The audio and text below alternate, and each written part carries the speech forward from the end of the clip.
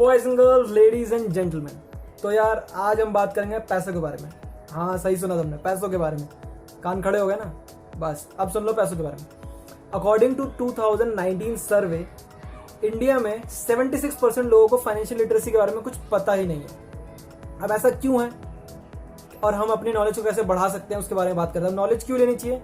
The more you know the better it is. तुमने सुना ही होगा। अब नॉलेज ले लो, फ्री में बट रही है तो ले ही लेते हैं। तो बेसिकली फाइनेंशियल लिटरेसी होती क्या है, पहले वो जान लेते हैं।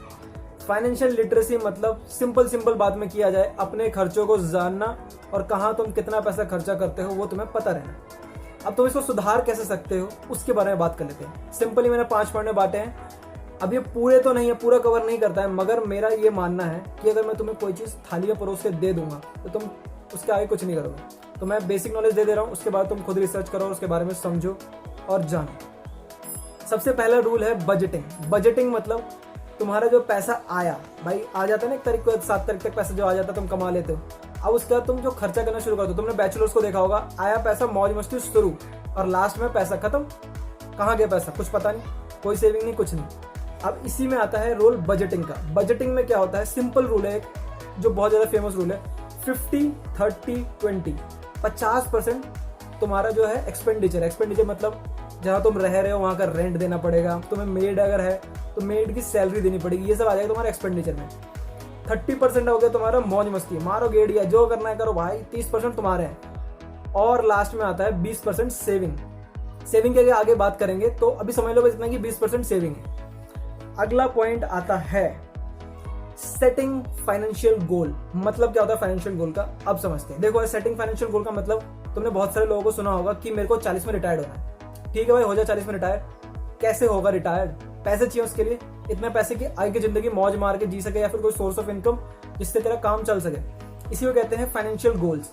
अब किसी को यार ऐसे आसान समझते हैं, तुमको जाना है बैंकॉक, लौंडे समझ गए होंगे, बैंकॉक जाना है और वहां जाके मौज करनी है, मगर तुम्हारे पास पैसे है नहीं और उतनी सैलरी नहीं है। सपोज कर लो तुम्हारी 20,000 सैलरी है। अब इसमें तुम बैंकॉक तो नहीं जा पाओगे, तो इसलिए हम करते हैं फिर फाइनेंशियल गोल्स बनाते हैं कि इतना % हम सेव करेंगे, इतने दिन तक सेव करेंगे तो हमारा हो जाएगा काम, मौज मार पाएंगे फिर हम। इसी को कहते हैं फाइनेंशियल गोल्स। तो दिमाग में रखो फाइनेंशियल गोल्स, अपना लिखो, लिख के भूलो मत, उसे याद रखो और उसके हिसाब से अकॉर्डिंगली चलो।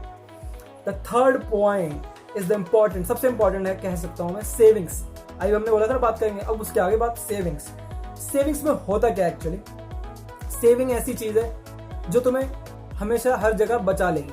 कहने का मतलब, अगर समझ लो तुम्हारे माता पिता की, मम्मी पापा की तबीयत खराब हो गई या तुम्हारी ही तबीयत खराब हो गई और तुम्हारा लास्ट महीने का लास्ट चल रहा है, मगर पैसा तो है नहीं तुम्हारे पास, कहां से लाओगे पैसे? उसमें से पैसे लाओगे नहीं क्योंकि सब तुम उड़ा चुके मौज मस्ती में, रेंट दे चुके। अब आएगी तुम्हारी सेविंग्स की बारी। इसको कहते हैं इमरजेंसी फंड। इमरजेंसी फंड में क्या होता है, जितने भी तुमने पैसे बचा रखे हैं वो तुम्हें काम देते हैं इमरजेंसी के टाइम। कभी तबीयत खराब हो गई, कभी एक्सीडेंट हो गया, कुछ भी हो गया। सेविंग्स में बहुत सारे टाइप होते हैं कि सेविंग मैंने की, समझ लो खाली इमरजेंसी फंड के लिए नहीं, मेरे को कहीं घूमने जाना है तो मैं इतने पैसे बचा रहा हूँ हर महीने की मेरे 6 महीने में इतने पैसे हो जाएंगे, फिर मैं मौज करने जाऊंगा। ये भी तुम्हारा सेविंग में ही आता है। ठीक है, फिर क्या था, सेविंग कर लेना। अगर नहीं करोगे यार तुम ही पछताओगे, मेरा तो कुछ जाएगा नहीं। मगर हाँ, एक और टिप देना चाहूंगा, सिंपल सा एकदम। ये करना कि जैसे ही तुम्हारी सैलरी है, 2 अकाउंट रख लो, एक सेविंग अकाउंट और एक सिंपल सा तुम्हारा जिसमें सैलरी अकाउंट आती है, जिससे तुम खर्च करोगे, पैसे उड़ाते हो इससे एकदम फुल मौज पैसे।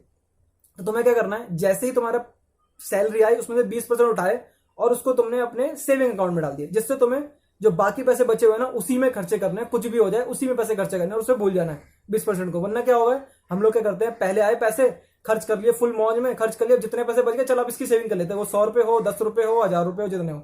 इसलिए पहले ही सेविंग के पैसे निकालने ले हैं और फिर बाकी मौज मस्ती करनी है। Okay, the fourth point is credit card and credit scores. इसको समझना बहुत मुश्किल है मगर थोड़ा समझ लेते हैं आसान भाषा में। देखो यार, क्रेडिट स्कोर्स मेंटेन करना जरूरी है क्योंकि जब भी तुम्हें अगर जरूरी होगा तो तुम्हें क्रेडिट मिल जाएगा, आराम से कहीं से लोन मिल जाएगा। अगर तुम्हारा क्रेडिट स्कोर बेकार है तो भूल जाओगे कोई तुम्हें बैंक जल्दी लोन देने वाला है। मगर एक ये भी समझ लो कि compound interest is the 8 wonder of the world. ये एल्बर्ट आइंस्टाइन ने कहा था। क्यों कहा था? क्योंकि इसमें तुम्हारा इंटरेस्ट का भी इंटरेस्ट लगता है। मैं कॉमर्स बैकग्राउंड से नहीं हूं मगर जो कॉमर्स वाले देख रहे हो समझ गए होंगे। ये ट्रैप, एक तरह से ट्रैप तो नहीं कह सकते, ये फायदे के लिए ही बनाया गया है। जो तुम्हारा इंटरेस्ट होता है उसका भी इंटरेस्ट लगता है टाइम बाय टाइम। तो इसमें जितना ना पढ़ना चाहो तो ही अच्छा है, क्रेडिट कार्ड और ये सब वगैरह में। मगर किसी किसी की जरूरत होती है, मैं मानता हूं, तो उसमें ले सकते हो, मगर जबरदस्ती मगर कोई दे रहा है तो मत लो, क्योंकि एक तरह के ट्रैप ही है। सो दूर ही रहो इससे। 5th point, how to invest. हाँ भाई समझ ली, तूने बोल दिया सेव कर लिए पैसे, मौज मस्ती के लिए पैसे लिए, मगर हम रिटायरमेंट चाहते हैं फटाफट, उसके लिए तो हमें पैसे या बिजनेस करना पड़ेगा ना, ऐसे तो होगा नहीं। तो इसमें आता है इन्वेस्टमेंट। मगर मैं इन्वेस्टमेंट में कैसे पहले बोलना चाहूंगा, ये नहीं कि भाई पैसे आए इन्वेस्टमेंट बता दिया बंदे ने, चलो शेयर मार्केट जाकर डूब जाते, पैसे डुबा लेते। समझ लो, नॉलेज जितनी अच्छी है उतनी बुरी भी है। तुम जाके सीधा घुसेड़ दोगे अपने सारे पैसे और डूब के आ जाओगे और कुछ फायदा नहीं होगा।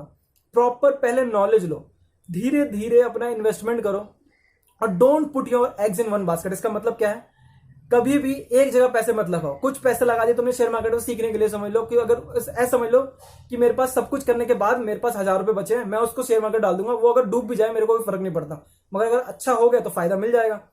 तो इसीलिए ऐसा सोच के चलो इन्वेस्टमेंट के लिए। अब सपोज करो तुमने कुछ दिन क्या कहते हैं सेव करके तुमने सोचा 10,000 रुपए में इन्वेस्टमेंट करूंगा, अपने पैसे बढ़ाऊंगा, मगर कभी भी पूरे के पूरे 10,000 एक जगह मत लगा दो। थोड़ी अमाउंट चाहे तुमने शेयर मार्केट में लगा, जैसे 2,500 तुमने शेयर मार्केट में लगाया, 2,000 तुमने म्यूचुअल फंड खोल दिया उसका, कुछ पैसे का तुमने एफडी कर दी, कुछ पैसे की आरडी कर दी, कुछ पैसे का सोना खरीद लिया। ऐसे ऐसे इन्वेस्टमेंट होती है, क्योंकि अगर एक जगह तुम्हारा पैसा डूब रहा है तो दूसरा जगह क्या पता तुम्हें पैसा बचा ले। मगर ये प्रॉपर तुम्हें समझना पड़ेगा कि मार्केट कैसे काम करता है, कैसे इन्वेस्टमेंट होती है। धीरे धीरे, ये नहीं कि मैं बोल रहा हूं कि बिल्कुल मत करो, क्योंकि अगर तुम नहीं करोगे तो सीखोगे भी नहीं। गलतियों से ही इंसान सीखता है, ये एकदम पुराना फेज है मगर यही सच्चाई है। तो धीरे धीरे इन्वेस्टमेंट करो, हो जाएगा काम, चल जाएगा। तो अब मैंने लास्ट में बोला था मैं अपना ओपिनियन बताऊंगा। अब देखो ओपिनियन क्या है, सिंपल सा है कि अगर तुम इंडियन सोसाइटी में अगर किसी लौंडे लपाड़े से पूछ लेना भाई तेरी सैलरी कितनी है, बस काम चल जाता है यार, घर चल रहा है, बस ऐसे बोलेगा, क्योंकि उसको ऐसा लगता है कि अगर हमने उसको पैसे के बारे में पूछ लिया तो उसके पैसे को नजर लग जाएगी। ये एकदम गलत मिथ है, इसको भूल के भी दोबारा मत अपनाओ। सिंपल ये करो कि यार देखो, अगर तुम्हें लगता है सामने वाला अगर थोड़ा मोड़ा जानता है तो उसके बारे में डिस्कस हो रहा है, मेरे पास इतने पैसे हैं, मैं कहाँ का इन्वेस्ट करूँ, कुछ बता दे यार। अच्छे तेरे तू थोड़ा जान पहचान का भी है, तू थोड़ा जानता भी है, तो बता दे यार। अगर तुम बात करोगे ना तो सोल्यूशन निकलेंगे, कैसे इन्वेस्टमेंट करना है तुम जानोगे। इसलिए मेरा यही मानना है कि पैसों के बारे में जितना बात करोगे, लोगों से समझोगे, सीखोगे, तो और अच्छा होगा तुम्हारे लिए इन्वेस्टमेंट के लिए। This is my opinion. खत्म करते हैं। Thanks for watching as a always. मस्त रहो, मौज में रहो।